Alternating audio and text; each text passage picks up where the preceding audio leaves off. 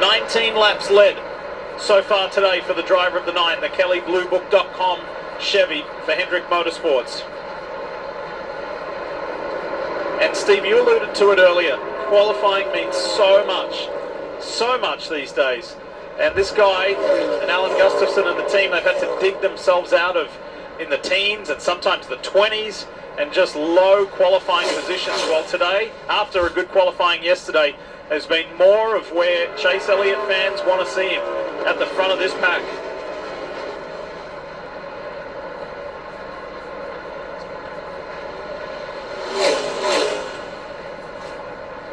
So with 75 to go, let's have a look at the ones to watch presented by Credit One Bank. And for me, it's this US Air Force Toyota Camry of Bubba Wallace. He has won here before at Kansas Speedway, but finished 17th or worse in the last 4 races here.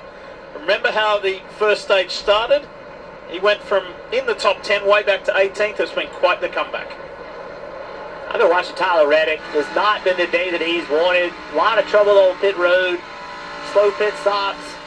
Almost had a collision also, but now he's worked himself up to 8th place. Can he find a way to get the caution at the right time, make an improvement to the car, and put himself in position to win this race? He, I think, is going to need a win if he's going to advance in these playoffs. Well, the 24 of William Byron had a great week in New Hampshire a week ago. 3rd in both stages, 3rd in the race. He came in 47 points above the cut line, currently running 26. And where he currently stands, he's lost half of his points with an ill-handling race car. Let's listen in. I don't know why it just does what it does. I know, just keep fighting here. But clearly you're missing something bad. So the frustration on the radio of the 24 as the battle for the lead heats up. Can the 24 right the ship and save some points before the Roval? Here comes Denny Hamlin, top box. This is for the lead of the race, and he's through.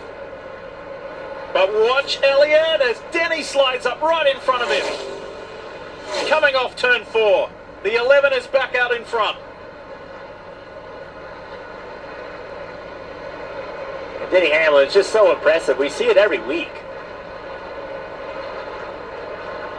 44 years old. Maybe the best version of Denny Hamlin we've ever seen.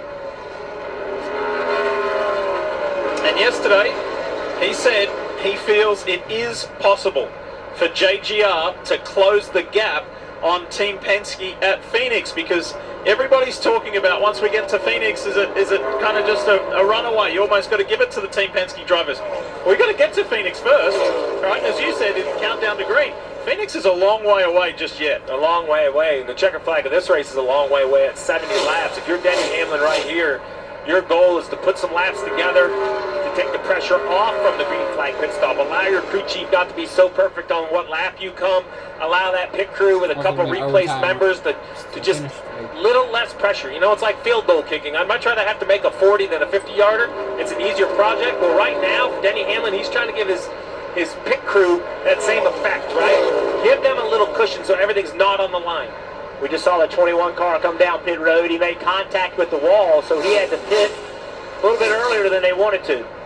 Let's talk about some non-player. The team has certainly got some terrific momentum going. They finished 11th or better in 5 of the last 6. Yeah, I have a lot less to lose than all those other guys in the playoffs, so I'm going to be aggressive. I'm going to do what I need to do. The only question becomes then when you're racing a guy who is also in your same position. And Kim, earlier today, that was Zane Smith in the 38. They put on quite a show. Yeah, and Zane Smith currently running in the 16th position, been flirting with that top 15. And although it's been a solid day, I think they will walk away a little bit disappointed. That's because this is arguably Zane's favorite track on the circuit. In fact, earlier this year at Kansas in the spring, he said, I had the best car of the year here. We worked off that, felt good yesterday in practice. They thought they were going to have a top 10 car here today, but right now the balance has just gone too tight. That car is plowing and he can't do what he wants with it. Christopher Bell has eased his way past Chase Elliott and in second and in pursuit of his teammates. So this is like the quarters of the second stage. Chase Elliott's fallen off a fair amount the last several laps. He has been much slower than the 11 and the 20, and also Bubba Wallace behind him is running him down. Dave Burns, tell us more about Elliott. We need the driver, the crew chief up here to do a little bit of analysis with this. Earlier in the race, the right rear was proppy. He called it P-R-O-P-P-Y, proppy, and then complained about the rear a little bit later on.